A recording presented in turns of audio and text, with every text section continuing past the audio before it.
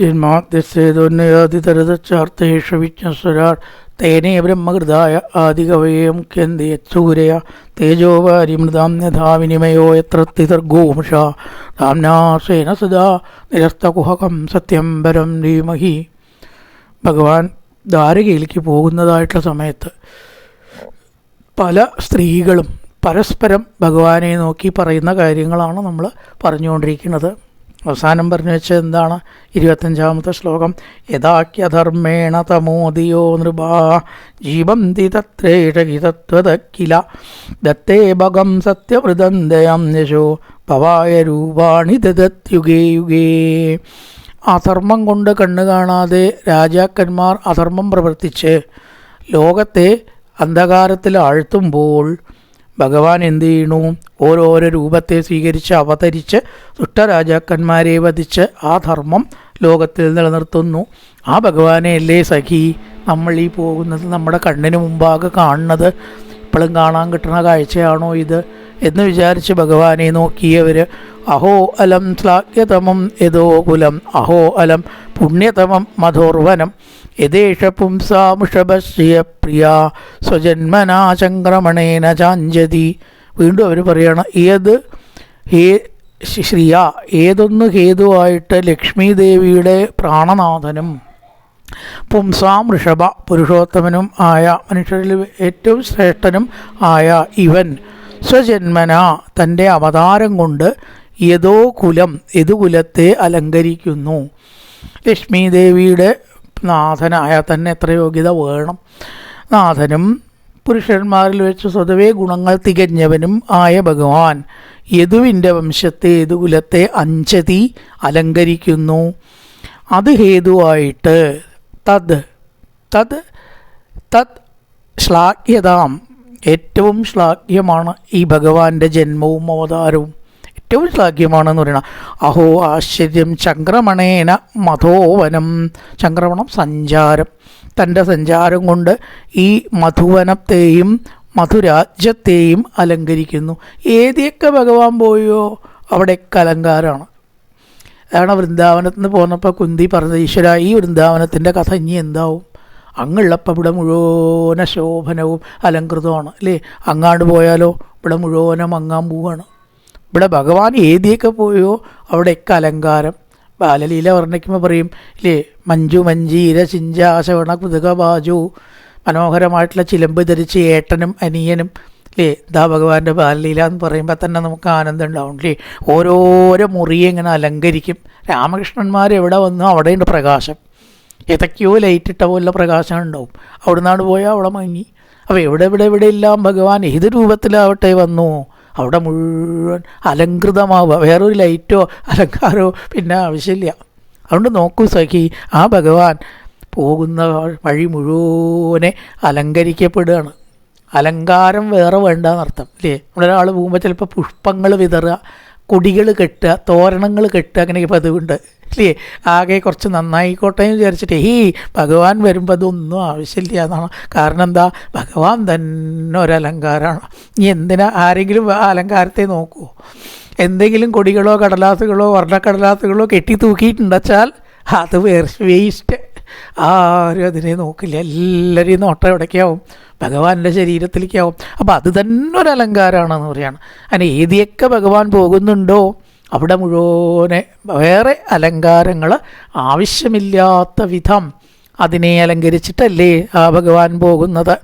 തത് ചംക്രമണേന മധോവനം, മധുവനത്തെയും മധുരാജ്യത്തെയും അലങ്കരിക്കുന്നു. അവിടെയുണ്ടോ ഭഗവാൻ കുറേ കാലം ഉണ്ടായത്. തത് പുണ്യതമം, അതൊക്കെ പുണ്യമേറിയതായി മാറി. എവിടെയൊക്കെ ഭഗവാൻ പോയിട്ട് മധുവനം എന്ന് പറഞ്ഞാൽ മധുരാജ്യം, മധുര എന്നുള്ളതൊക്കെ എവിടെയൊക്കെ ഭഗവാൻ അതായത് ജനിച്ച് വളർന്ന സ്ഥലമാണല്ലോ മധുര. ഉത്തര മധുരയാണ് കേട്ടോ. രഥം എന്നുള്ള തായാണ്. തെക്ക് ഭാഗത്തുള്ള തമിഴ്നാട് മധുരയല്ല അത് മധുര. മേപ്പെട്ട് ഞാൻ തിരിച്ചിട്ടതാ. ഇത് മധുര എന്ന് പറഞ്ഞാൽ ഈ ഉത്തരമധുരയിൽ ഭഗവാൻ ജനിച്ച് അവിടെ മുഴുവനെ അലങ്കൃതമാക്കി തീർത്തു. ആ ഭഗവാൻ തൻ്റെ കഴിവ് കൊണ്ടും പൊതുവേയുള്ള ആ ഒരു വ്യക്തിത്വം കൊണ്ടും മഹാലക്ഷ്മിയുടെ ചേർച്ചയുണ്ടല്ലോ ഭഗവാന്, അതുകൊണ്ടും അവിടെ അലങ്കൃതമാക്കി എന്ന് പറയണം. അഹോപദസത്തിരസ്കരീ കുശസ്ഥലീ പുണ്യേശസ്കരീ ഭുവ പശ്യന്തി നിത്യം യദനുഗ്രഹേഷിതം മിതാവലോകം സ്വപതിമയ പ്രജ. മധുരാപുരിയുടെ ഭാഗ്യത്തെക്കുറിച്ചും ശോഭയെക്കുറിച്ചും പറഞ്ഞപ്പോൾ വേറൊരു സ്ത്രീ പറഞ്ഞു, ആ തിരസ്കരി അത്യാശ്ചര്യം, ദ്വാരകയുടെ ഭാഗ്യത്തെക്കുറിച്ച് നിങ്ങളെന്താ പറയാത്തത്? കുറേ കാലം ഭഗവാൻ കഴിഞ്ഞിട്ട് ദ്വാരകയിലാണ് നീ കഴിയാൻ പോണതും ദ്വാരകയിൽ തന്നെ. ആ ദ്വാരക എത്ര പുണ്യം ചെയ്തിട്ടുണ്ടാവണം. മധുവൻ അവിടെ ഇരിക്കട്ടെ, അവിടെ കുറച്ചു കാലം കഴിഞ്ഞു എന്നല്ലേ ഉള്ളൂ. ചിലർക്ക് തോന്നി ദ്വാരകയാണ് ഭാഗ്യവതിയായിട്ടുള്ള നഗരം. അവിടെ ഇല്ലേ ഭഗവാൻ കഴിഞ്ഞത്? കുശസ്ഥലി ദ്വാരക. ആ ദ്വാരക എത്ര പുണ്യം ചെയ്തിട്ടുണ്ടാവണം. സ്വരശസ, തൻ്റെ സ്വർഗത്തിൻ്റെ കീർത്തിയുടെ ആ ഒരു തിരസ്കരിക്കുന്നത്. ദ്വാരകയുടെ ശ്രീത്വവും ദ്വാരകയുടെ ഐശ്വര്യവും കണ്ടാൽ സ്വർഗത്തിന് കുറേശ്ശെ ദേഷ്യം വരുന്നതാണ്. സൗന്ദര്യപ്പണക്കം. തന്നേക്കാളും വലിയ ആളെ കണ്ടാൽ ചെറിയൊരു പ്രശ്നം ഉണ്ടല്ലോ നമ്മുടെ ഇടയിൽ. ഇപ്പം അത്ര വലിയ വൈലോക്യ സുന്ദരി, തന്നേക്കാൾ സൗന്ദര്യം ഉണ്ടോ വിചാരിച്ചിട്ടാണ്. അതിലാണ് നമ്മൾ സൗന്ദര്യപ്പണക്കം എന്ന് പറയുക. അപ്പോൾ സ്വർഗം പോലും ഈ ദ്വാരകയെ കണ്ടിട്ട് സൗന്ദര്യപ്പണക്കത്തിലായി. ഒരു ദ്വാരക ഞങ്ങളുടെ സ്വർഗത്തിനേക്കാളും വലിയത് ഇപ്പോൾ ഈ ലോകത്തിൽ എന്താ ഉള്ളത് എന്ന് പറഞ്ഞ് ആ സ്വർഗത്തിലുള്ളവർ പോലും അസൂയപ്പെട്ടു.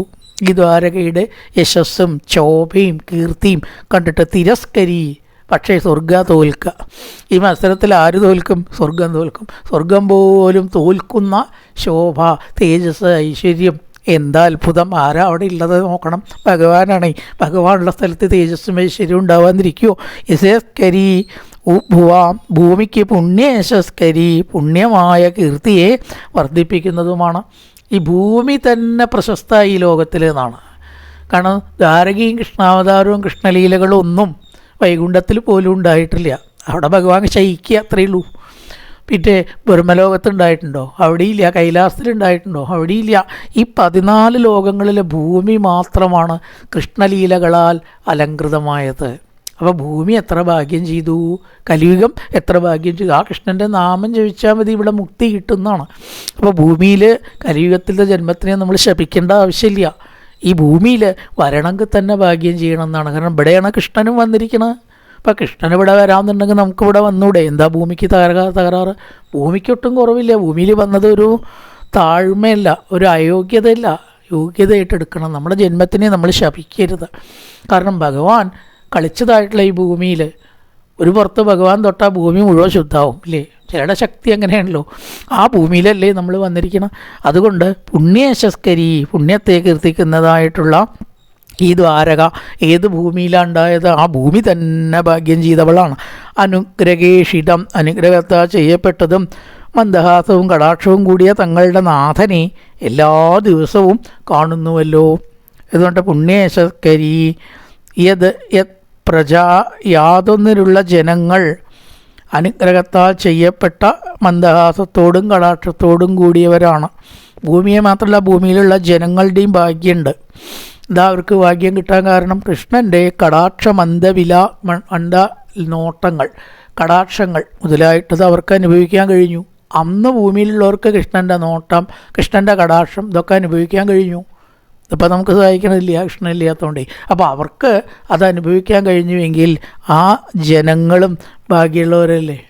എപ്പോഴും ഭഗവാനെ കാണാനും ആ മന്ദഹാസം, കടാക്ഷങ്ങൾ മുതലായിട്ടുള്ളതൊക്കെ അനുഭവിച്ച് ആനന്ദിക്കാനും ആസ്വദിക്കാനും കഴിഞ്ഞ ഭൂലോകവാസികളുടെ ഭാഗ്യം അന്നുണ്ടായിരുന്നവർ നൃത്തം നമുക്ക് പറ്റിയില്ല.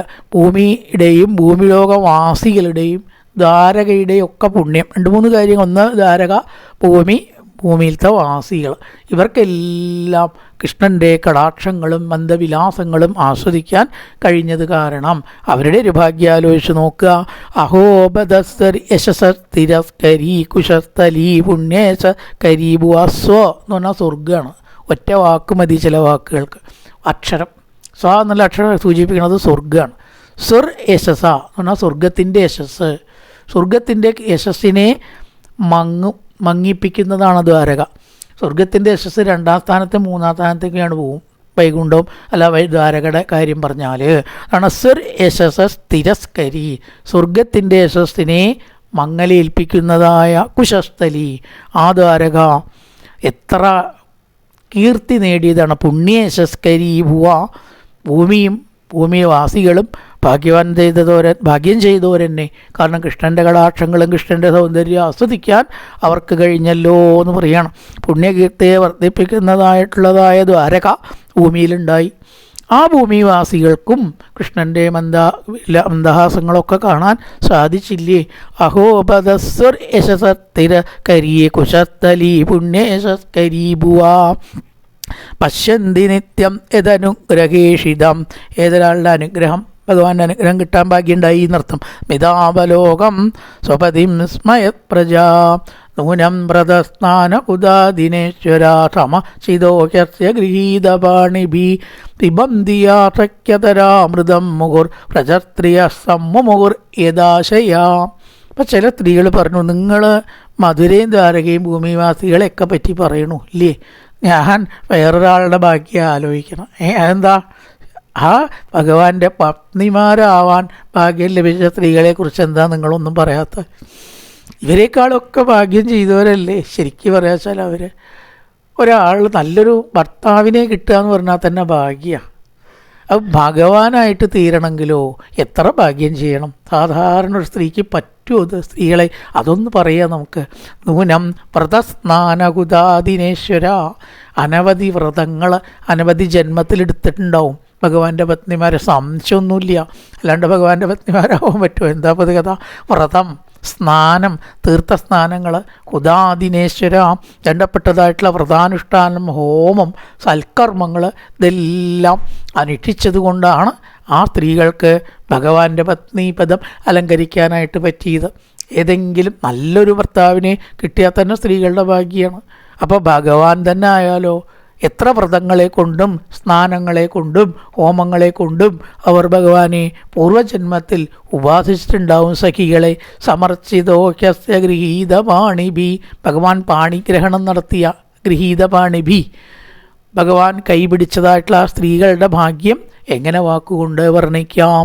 പിബന്ധിയാസക്യതരാമൃതർ മുഹു, ഭഗവാന്റെ അതരാമൃതം ആസ്വദിക്കാനുള്ള ഭാഗ്യം അവർക്കുണ്ടായി. പിബന്തി അതരാമൃതം, പിബന്തി അതരാമൃതം ആസ്വദിക്കുക. വ്രജസ്ത്രീയ സമ്മമുഹുർ യദാശയ, വ്രജസ്ത്രീകളെ പറ്റിയും ഗോപസ്ത്രീകളെ പറ്റിയിട്ടും ഇവിടെ വീണ്ടും പറഞ്ഞു. പത്നിമാരുടെ കൂടെ ഗോപസ്ത്രീകളെയും ചേർത്തു. അവരും ഭാഗ്യം ചെയ്തവരാണ്. വ്രതം, സ്നാനം, ഹോമം മുതലായ ധർമ്മങ്ങളെ കൊണ്ട് ഈശ്വരനെ പൂജിച്ചവർക്കേ ഭഗവാന്റെ പത്നീപദം, ആദ്യ പത്നീപദം ഗൃഹീതപാണിഭി എന്ന് പറഞ്ഞു. ഭഗവാൻ വിവാഹം കഴിച്ച സ്ത്രീകളെ പിന്നെ ഇവിടെ പറഞ്ഞു പിബന്ധിയാസക്യതരാമൃതം വ്രജസ്ത്രീയ, ഗോപസ്ത്രീകളും അവർക്കും ഏകദേശമല്ല ഈ പത്നിമാർക്ക് ലഭിച്ചതിനേക്കാൾ പരിഗണന ഗോപസ്ത്രീകൾക്ക് ലഭിച്ചിട്ടുണ്ട് എന്നാണ് പറയണം. ലക്ഷ്മിയേക്കാൾ ഒരുപടി മീതെ എത്രയും ഭഗവാൻ ഗോപികളെ കാണുക. ഇവിടെ നിഷ്കളങ്ക ഭക്തി കൊണ്ട്. അപ്പോൾ ഗോപികൾ ചില്ലറക്കാരുത്തികളല്ല, അവർ ഭഗവാന്റെ ഏറ്റവും ഇഷ്ടപ്പെട്ടവരല്ലേ. ആ ഗോപികളുടെ ഒരു ഭാഗ്യത്തെക്കുറിച്ച് ഒന്ന് ആലോചിച്ച് നോക്കൂ. യാ വീരശുൽക്കേന കൃതാ സ്വയംവരേ പ്രമത്ത ചൈത്യപ്രമുഖാൻ കിഷുഷ്മിണ പ്രദ്യുന്നസംബംബസുധാദയോപരാ യാച്ചാഹൃത ഭൗമവതേ സഹസ്രശ. പറയണ ബലിഷ്ഠന്മാരായിരിക്കുന്ന ശുഷ്മിണ, ബലിഷ്ഠന്മാരായ ചൈത്യപ്രമുഖാൻ ശിശുപാലാദികളെ പ്രമഥ്യ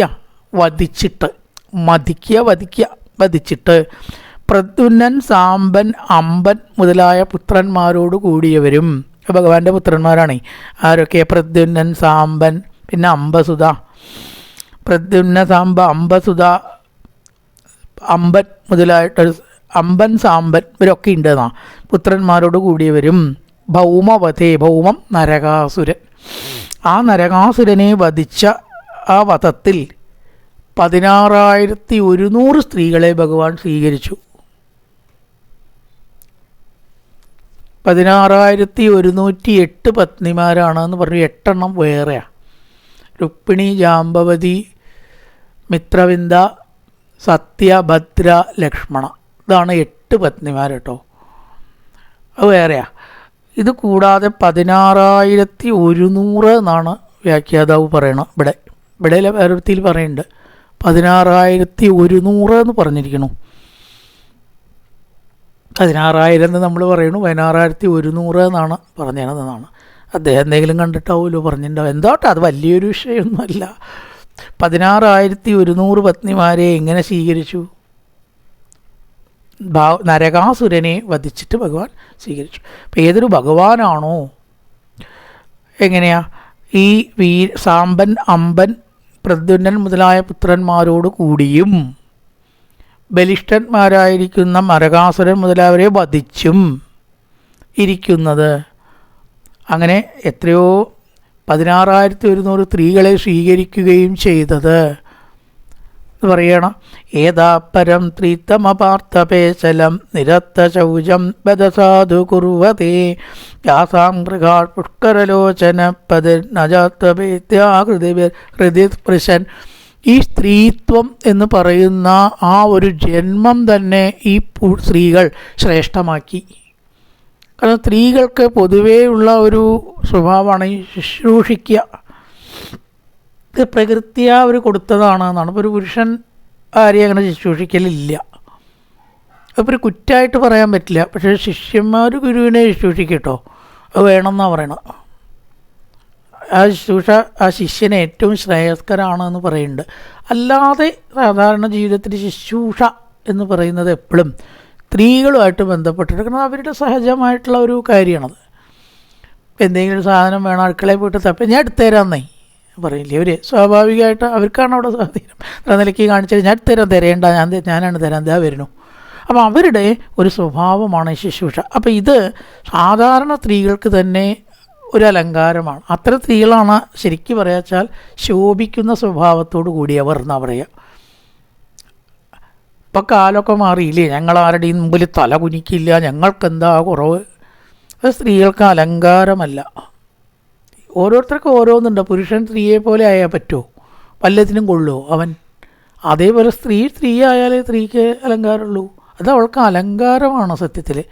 അപ്പോൾ അത്തരത്തിലുള്ള ശുശ്രൂഷാദി കാര്യങ്ങൾ ചെയ്യുന്ന സ്ത്രീത്വം എത്ര ശ്രേഷ്ഠമാണ് ശരിക്ക്.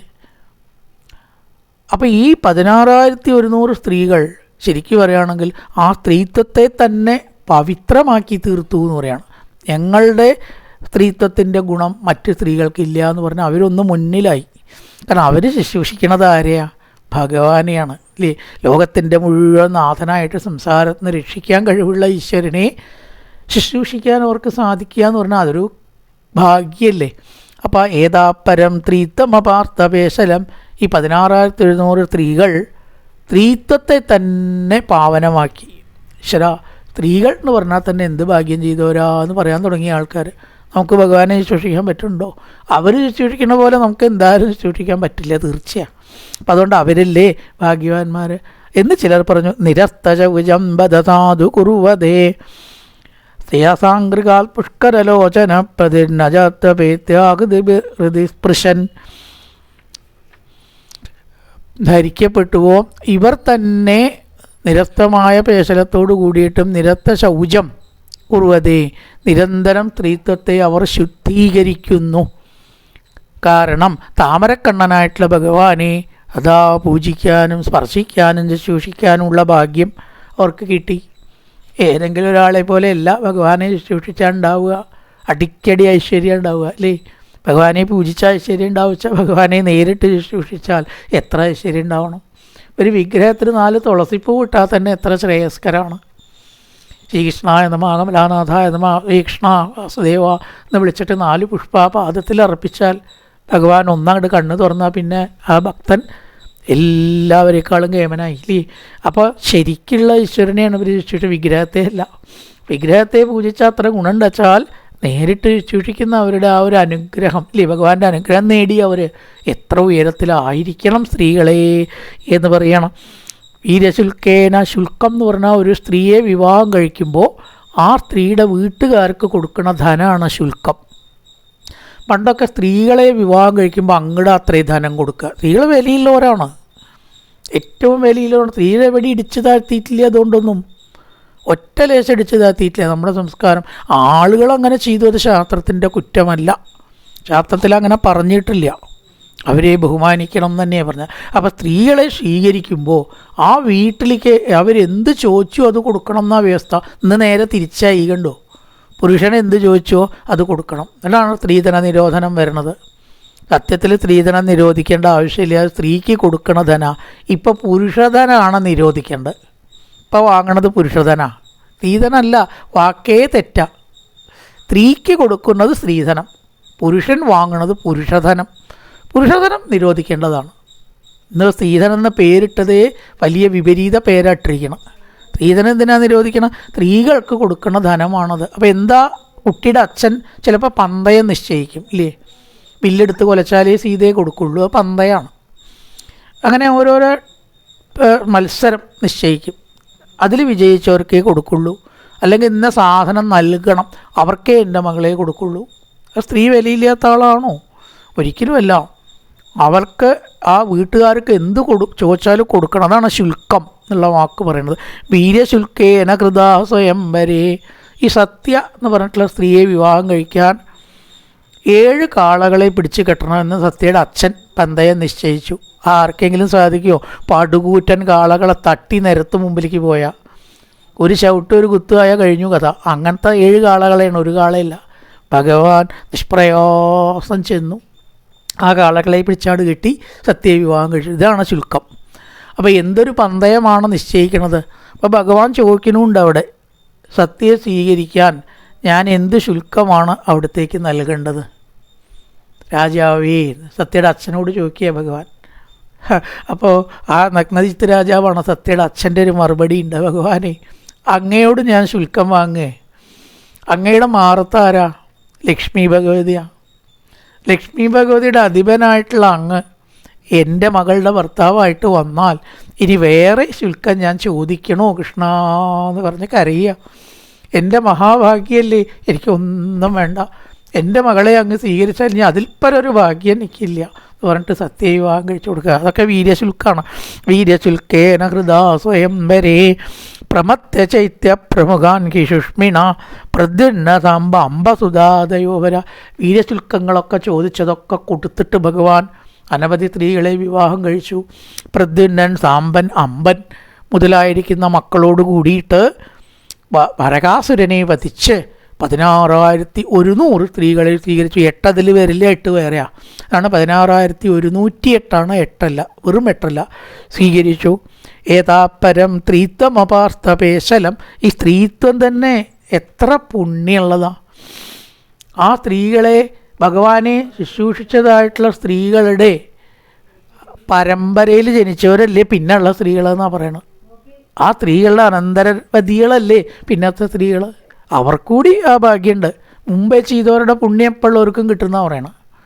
ആ സ്ത്രീകൾ കൃഷ്ണനെ ശുശ്രൂഷിച്ചു, ആ പുണ്യം ഇപ്പോഴത്തെ സ്ത്രീകൾക്കും ഒരംശം കിട്ടും. അത്ര തലമുറയ്ക്കനുസരിച്ച് ഗുണമുള്ള കാര്യമാണ് ആ ഭഗവാന്റെ പത്നിമാർ ചെയ്തത്. അതാണ് ഏതാപരം സ്ത്രീത്വമപാർത്ഥപേശലം നിരത്തചൗജംബത സാധു കുറുവതേ.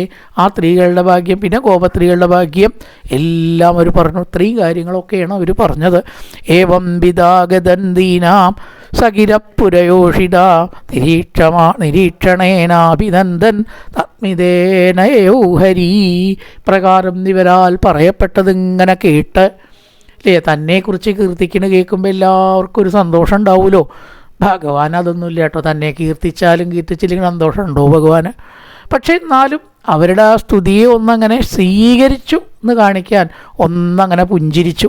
ഓ, എന്നെ പറ്റിയാ അപ്പം നിങ്ങൾ ഇങ്ങനെയൊക്കെ പറയണത് എന്ന ഭാവത്തിൽ ഒന്നങ്ങനെ പുഞ്ചരിച്ചു. ഗതന്തീനാം പ്രകാരം പറയുന്നവരും പുരയോഷിതാം പട്ടണത്തിലെ സ്ത്രീകളുടെ വാക്കുകൾ കേട്ട് മന്ദഹാസത്തോടു കൂടിയിട്ട നോട്ടം സസ്മിതേന നിരീക്ഷണേന ഒന്നങ്ങനെ നോക്കി ഒന്നങ്ങനെ പുഞ്ചിരിച്ചു. ഓ, നിങ്ങൾ കീർത്തിച്ചോളൂ, കീർത്തിച്ചാലും കീർത്തിച്ചില്ലെങ്കിലും എനിക്ക് വലിയ വ്യത്യാസങ്ങളൊന്നുമില്ല എന്നുള്ള ഭാവേന ഒന്നങ്ങനെ പുഞ്ചിരിച്ചു, അത്രയേ ഉള്ളൂ. അഭിനന്ദിക്കുന്നവനായിട്ട് ആ കൃഷ്ണൻ അവിടുന്നാണ് പോവുകയും ചെയ്തു. ദ്വാരകയെ ലക്ഷ്യമാക്കി പോയി എന്നും പറഞ്ഞിട്ടാണ് അത്രയും ശ്ലോകം പറഞ്ഞത്. എന്നിട്ടോ അജാതശത്രുപ്രദനാംഗോഭിത്തായ മധുത്തിഷാപരേഭ്യ ശങ്കിത സ്നേഹാ പ്രായുക്ത ചതുരംഗിണി. ശത്രുക്കളിൽ നിന്ന് ശങ്കയോടുകൂടിയിട്ടുള്ള ധർമ്മപുത്രൻ. ശങ്കിത പരേഭ്യ എന്ന് പറഞ്ഞാൽ ശത്രുക്കളാണ്. ശത്രുക്കളെ ശങ്കിച്ചതായിട്ടുള്ള ധർമ്മപുത്രർ എന്തു ചെയ്തു? മധുദിഷ, ഭഗവാനാണ് മധുദിഷ. മധു എന്ന അസുരനെ വരച്ചതുകൊണ്ട് പേര് മധുദിഷ. ഭഗവാൻ ഗോപീതായ രക്ഷണത്തിനായിക്കൊണ്ട്, ഗോപനം ചെയ്യുക എന്ന് പറഞ്ഞാൽ രക്ഷിക്കുക എന്നാണ്. ഗോപീതായ രക്ഷയ്ക്കായിക്കൊണ്ട് 4 അംഗങ്ങളോട് കൂടിയിട്ടുള്ള സേനയെ നിയോഗിച്ചയച്ചു. ധർമ്മപുത്ര പേടിക്കൊന്നും വേണ്ട, എന്ത് വേണമെങ്കിലും സൈന്യം ഇടുക എന്നും പറഞ്ഞ് ചതുരംഗപ്പടയെ ഭഗവാൻ അയച്ചു കൊടുത്തു. ശത്രുക്കളിൽ നിന്ന് ഭീതിയോട് കൂടിയിട്ടുള്ള ധർമ്മപുത്രക്ക് രക്ഷയായിക്കൊണ്ട് ചതുരംഗപ്പടയെ അയച്ചു കൊടുത്തു ഭഗവാൻ. അതദൂരാഗതാൻ ശൗരി കൗരവാൻ വിരകാതുരാൻ സന്നിവർത്തദൃഢം സ്നിഗ്ധാൻ പ്രായാസ്വനഗരിം പ്രിയൈ. പിന്നെ ശൗരി എന്ത് ചെയ്തു? ശൗരി പ്രിയന്മാരോട് കൂടിയ ദൂരെ ഒരുമിച്ച് വന്നവരും ഏറ്റവും സ്നേഹമുള്ളവരും ആയ പാണ്ഡവന്മാരെ മടക്കി അയച്ചിട്ട്, പാണ്ഡവന്മാരുടെ വിശേഷണമാണ് വിരകാതുരാൻ എന്നൊക്കെ. കൗരവാൻ വിരകാതുരാൻ, പാണ്ഡവന്മാർക്കും ചിലപ്പോൾ ഈ കൗരവാൻ എന്നുള്ള വാക്ക് പ്രയോഗിക്കും. സാധാരണ പറയുമ്പോൾ കൗരവന്മാർ പാണ്ഡവന്മാർ രണ്ടാക്കിയിട്ട് പറയും. പക്ഷേ ഇവർ രണ്ടിൻ്റെയും റൂട്ട് കുരുവംശമാണ് എന്നാണ്. അന്നുണ്ടായതുകൊണ്ട് കൗരവാന്ന് ചിലപ്പോൾ ഈ പാണ്ഡവന്മാർക്ക് പര്യായമായിട്ട് പറയാറുണ്ട്. പലപ്പോഴും പറയും, നേരത്തെ എവിടേക്കോ പറയുണ്ടായത്. അപ്പോൾ കൗരവാൻ വിരകാതുരാൻ എന്ന് പറഞ്ഞാൽ അവിടെ കൗരവന്മാരൊക്കെ മരിച്ചിരിക്കണു, പിന്നെ എങ്ങനെ കൗരവന്മാരെ യാത്രയാക്കുക? അപ്പോൾ ഇവിടെ കൗരവാൻ എന്ന് പറഞ്ഞാൽ അർത്ഥം പാണ്ഡവന്മാർ നിൽക്കണം. കൗരവാൻ വിരകാതുരാൻ, കൗരവാൻ വിരകദുഃഖത്തോട് കൂടിയിട്ടുള്ള പാണ്ഡവന്മാരെ ധർമ്മപുത്ര യാത്ര അയച്ചു. ചതുരംഗപ്പടയെ ശത്രുക്കളിൽ നിന്ന് രക്ഷയ്ക്കായിക്കൊണ്ട് അയച്ചു കൊടുത്തു. സന്നിവർത്തദൃഢം സ്നിഗ്ധാൻ പ്രായാത്വനഗരിം പ്രിയൈ. വന്നു ചേർന്നതായിട്ടുള്ള പ്രിയകളോട് കൂടിയിട്ട് ആ സ്വപട്ടണത്തിലേക്ക് പോയി എന്ന് പറയാണ്. ക്ലേശിക്കുന്നവരായ കൗരവന്മാരെ സന്നിവർത്തിയ മടക്കി അയച്ചിട്ട് സ്വനഗരിയും തൻ്റെ രാജധാനിയെ പ്രാപിച്ചു. പ്രിയൈ പ്രിയന്മാരോട് കൂടിയ, പ്രിയ എന്ന് പറഞ്ഞാൽ അവിടെ പുല്ലിംഗാണ്, പ്രിയ എന്നല്ല. പ്രിയ എന്ന് പറഞ്ഞാൽ പത്നിയല്ല, ഇവിടെ പുല്ലിംഗാണ്. പ്രിയഹ, പ്രിയ എന്ന് പറഞ്ഞാൽ പത്നി, പ്രിയഹ എന്ന് പറഞ്ഞാൽ വിസർഗം ഉണ്ടായ ആൺലിംഗാവും. അപ്പോൾ പ്രിയൈ കൂടെ വന്നതായിട്ടുള്ള പ്രിയന്മാരോട് കൂടി ഭഗവാൻ നഗരത്തിലേക്ക് പോയി. കുരുജാങ്കലപാഞ്ചാലാൻ ശൂരസേനാൻ സയാമുനാൻ ബ്രഹ്മാവർത്തം കുരുക്ഷേത്രം മത്സ്യാൻ സാരസ്വതാനഥ. ഇത്രയാണ് ഹേ ശൗനക യമുനാ തീരത്തുകൂടെ സരസ്വതി തീരത്തുകൂടെയൊക്കെയാണ് പോയത്. മത്സ്യരാജ്യം കുരുക്ഷേത്രം അതിയൊക്കെ പോയത്. പോയ രാജ്യങ്ങളുടെ പേര് പറഞ്ഞതാണ്. മരുധന്യം എന്ന് പറഞ്ഞിട്ട സ്ഥലത്ത് കൂടെ പോയി, രാജസ്ഥാനാണെന്ന് ചിലർ പറയുന്നു. മരുധന്യം അതിക്രമ്യ സോബീരാബീരയോ പരാൻ ആനർത്താൻ ഭാർഗവോ ഭാഗാൻ ശാന്തവാനോ ശ്രാന്തവാഹോ മനാക് വിഭു. ക്ഷീണിച്ച വാഹനങ്ങളോട് കൂടിയിട്ടുള്ള ഭഗവാൻ മെല്ലെ കടന്നു. കുതിരകളാണ്, അതാണ് വാഹനങ്ങൾ ക്ഷീണിക്കില്ലല്ലോ. മിഷ്യൻസ് എങ്ങനെ ക്ഷീണിക്കുക? ഇവിടുത്തെ പഴയ വാഹനങ്ങളെന്ന് പറഞ്ഞാൽ എന്താണ്? കുതിരകളാണ്. അപ്പോൾ അവയ്ക്ക് ക്ഷീണിച്ചിട്ടുണ്ടാവും. കാരണം കുറേ ദൂരമായി ഇപ്പം ഇങ്ങനെ സഞ്ചരിക്കുന്നു. ഈ സ്ത്രീകൾ പറയണത് ഇത്രയും കാലം ഭഗവാൻ ഇങ്ങനെ സഞ്ചരിക്കുകയാണ്. അവർ പറയുകയാണ്, അവിടെ ഉള്ള സ്ത്രീകളാണ് പറഞ്ഞത്. ഒരു സ്ഥലത്തെ സ്ത്രീകളല്ല പറയുന്നത്, പല സ്ഥലത്തെ സ്ത്രീകളാണ് അവിടെ എത്തിയപ്പോൾ പറഞ്ഞത്. അത്ര വാഹനങ്ങൾ ശാന്തവാഹ, അവർക്ക് കുറേശ്ശെ ക്ഷീണമുണ്ടായി. അവർ സഞ്ചരിക്കുക. തത്ര തത്രകത്തത്തെ കരിപ്രത്യുദാർഹണ. എവിടെയൊക്കെ എത്തിയോ അവിടെയൊക്കെ ഭഗവാനെ ജനങ്ങൾ പൂജിച്ചു. വെറുതെ ഇങ്ങനെ പോവുകയാണോ? അല്ല, അവിടെ നിൽക്കൂ ഭഗവാനെ, ഞങ്ങൾ കുറച്ച് പൂജിക്കട്ടെ. അവിടെ നിൽക്കൂ ഭഗവാനെ, ഞങ്ങൾ കുറച്ച് പൂജിക്കട്ടെ. ഇല്ലേ, ഇപ്പോൾ ഈ പറയെടുക്കാൻ വേണ്ടിയിട്ടൊക്കെ കാവുന്നൊക്കെ പോകുമ്പോഴേ ഒക്കെ ഭഗവതിയെ പൂജിക്കും, കോലമൊക്കെ ഇട്ട് സ്വീകരിക്കണ പോലെ. അങ്ങനെ ആ നാട്ടുകാർ മുഴുവൻ ഭഗവാനെ ദേവിയെ പൂജിക്കും. പറയെടുക്കുമ്പോൾ ആ ദേവിയുടെ എഴുന്നള്ളത്താണ് എന്ന പോലെ നൃത്തം. അതേപോലെ എല്ലാവരാലും പൂജിക്കപ്പെട്ടു. തത്രക അവിടെ പൂജിക്കപ്പെട്ടു. ഹരിപ്രത്യുദാർഹണ, അർഹമായിട്ടതായ പൂജ ഭഗവാനെ അർച്ചിച്ചു. എല്ലാവരും പൂജിച്ചു. കിട്ടിയ അവസരം പാഴാക്കാൻ പറ്റുമോ? ഇനി എപ്പോഴാണ് ഭഗവാനെ കിട്ടുകയെന്ന് അറിയില്ല. സ്വയം ബേജേതി ശംഭശ്ചാൽ കവിഷ്ടോഗാം ഗതർത്തതാ. തൻ്റെ ആ ആവാസസ്ഥാനമായിട്ടുള്ള ദ്വാരകയിലേക്ക് എല്ലാവരും പോവുകയും ചെയ്തു. ഗവിഷ്ടം, സൂര്യൻ ജലത്തെ പ്രാപിച്ചപ്പോൾ. സൂര്യൻ എപ്പോഴാണ് ജലത്തെ പ്രാപിക്കുക? അസ്തമിക്കുമ്പോൾ. ഗാം എന്ന് പറഞ്ഞാൽ അവിടെ അർത്ഥം മാറി ജലം. ജലത്തിലേക്ക് സൂര്യൻ പോവുക എന്ന് പറഞ്ഞാൽ സമുദ്രത്തിലേക്ക് മറയുക, അസ്തമിക്കുക. അവിടെ ഗാ എന്ന് പറഞ്ഞാൽ ഭൂമി എന്നാണ് സാധാരണ, ഇവിടെ ജലമാണ്. ഭൂമിയിലേക്ക് സൂര്യൻ പോവില്ലല്ലോ, ജലത്തിലേക്ക് പോവുക എന്നാണ് പറയുക. അപ്പോൾ സൂര്യൻ സമുദ്രത്തെ പ്രാപിച്ചിരിക്കെ വൈകുന്നേരം അസ്തമിക്കുമ്പോഴേക്കും ഭഗവാൻ അവിടെ നിന്നൊക്കെ വിട്ട് ദ്വാരകയിലേക്ക് എത്തിച്ചേർന്നു. ഞാൻ ദ്വാരകാ പ്രവേശമാണ്. അടുത്ത അധ്യായം. കായേന വാചാ മനസേന്ദ്രിയർവാപ്ത്യാത്മനാ വാ പ്രകൃതേ സ്വഭാവാ കരോതി യദ്യർത്ഥകലം പരസ്മൈ നാരായണായേതി സമർപ്പയാമി. ഓം പൂർണ്ണമദ പൂർണ്ണമിദം പൂർണ്ണാൽ പൂർണ്ണമുദച്യതേ പൂർണ്ണസ്യ പൂർണ്ണമാദായ പൂർണ്ണമേവാവശിഷ്യതേ. ഓം ശാന്തി ശാന്തി ശാന്തി. ഹരി ഓം ശ്രീ ഗുരുഭ്യോ നമഃ. ഹരി ഓം.